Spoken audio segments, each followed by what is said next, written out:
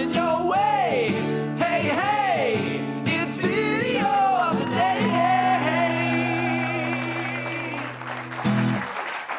She denied her old tweets, but Republicans brought receipts. Texas Congressman Brandon Gill, that's the one on the left, questioned NPR CEO Catherine Mayer, whatever, about all her past tweets hating on white people at a hearing over her network's funding and bias. It's fun. Hit it, Francis. Do you believe that America is addicted to white supremacy? I believe that I tweeted that, and as I've said earlier, I believe much of my thinking has evolved over the last half decade. It has evolved. Why did you tweet that? I don't recall the exact context, sir, so I wouldn't be able to say. Okay. Do you believe that America believes in black plunder and white democracy? I don't believe that, sir. You tweeted that in reference to a book you were reading at the time, apparently, The Case for Reparations. I don't think I've ever read that book, sir. You tweeted about it. You said you took a day off to fully read The Case for Reparations. You put that on Twitter in January of 2020. Apologies, I don't recall that I did. So she took a day off to read a book? I don't even let my staff have off for dialysis. It gets better. Do you believe that white people inherently feel superior to other races? I do not. You don't? You tweeted something to that effect. Do you think that white people should pay reparations? I have never said that, sir. Yes, you did. You said it in January of 2020. NPR also promoted a book called In Defense of Looting. Do you think that that's an appropriate use of taxpayer dollars? I'm unfamiliar with that book, sir. You tweeted that you read that book.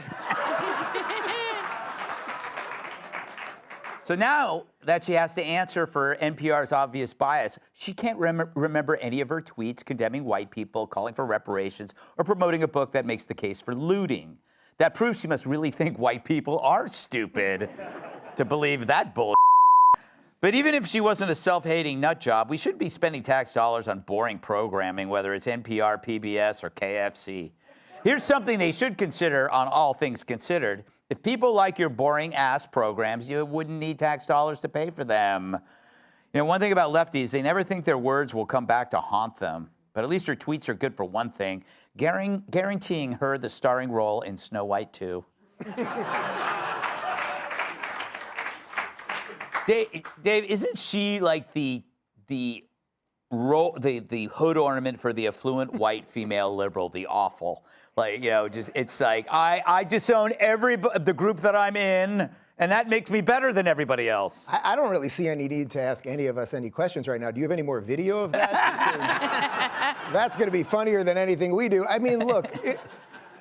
It's like he should have started just asking basic questions that she couldn't deny. Are you wearing underwear right now? Like, can we just get through some of this stuff? But you're absolutely right. They should defund all of this. The government should not fund any of this. Sesame Street, they will find a way to continue. If Oscar the Grouch has to live in a garbage can, it would be okay. I really thought that was going to work better.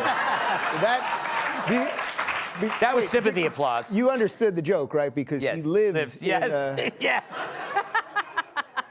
Why do I let you write my jokes? Don't bring me into this. Very good. Kennedy, didn't she sound like a bot?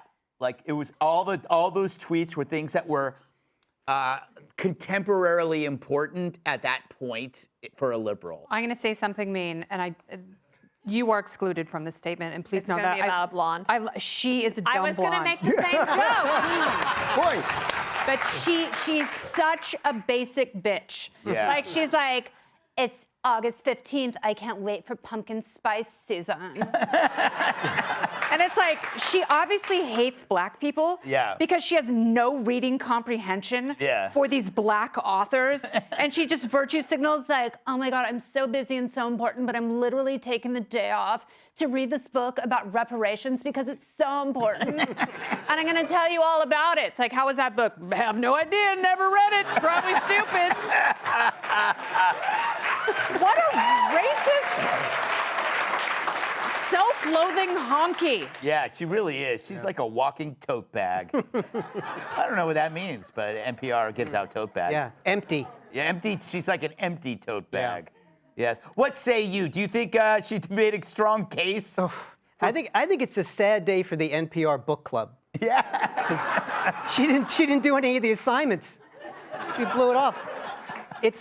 No one hates Caucasians like overeducated white women. Just the way they go on, even the Nation of Islam would be like, let's back it up a little bit.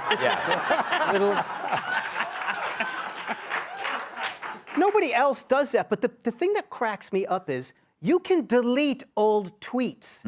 Go back and delete these tweets. I mean, at least Hillary was diabolical to go and wipe a server. And Do you know what there is, though? If you delete a tweet, it clicks another app that immediately saves it. So that's I remember reading about that like that's why you should delete it, because then it alerts somebody that you're up to no good. Exactly. Well, or maybe I dreamt that. But this isn't just for these annoying white women. Kamala still has the Jussie Smollett modern day lynching tweet up. Don't they know? You can go and you can delete these things. You can cover. I guess it's because they think that they just blurt these things out and they never think there's going to be any accountability. And as we were just mentioning, following the monologue, that this doesn't work anymore. You can't just run your mouth and have no one say to you, I mean, he did a fantastic job just reading back to her stuff. Yeah. And she's just like, I don't know who did that. I don't know where that came from. Do you know, that's actually a good point, Dana, that he, unlike a lot of these guys in these hearings, didn't grandstand. Right. No. There wasn't any emotion in what he was doing. And she must have had an inkling that this was going to happen, no? Oh, I would think so. I mean, because when she was named the CEO, this was an issue back then. I felt like she'd taken, I've never taken a Xanax, but I felt like she'd taken a Xanax so that she could get through it, because he's fantastic. And she basically made him a star by being so dumb. What bothers me is that... Wait. What was that pill you gave me right before we sat down? It's a pill that makes you less funny. You'll find out in 20 minutes.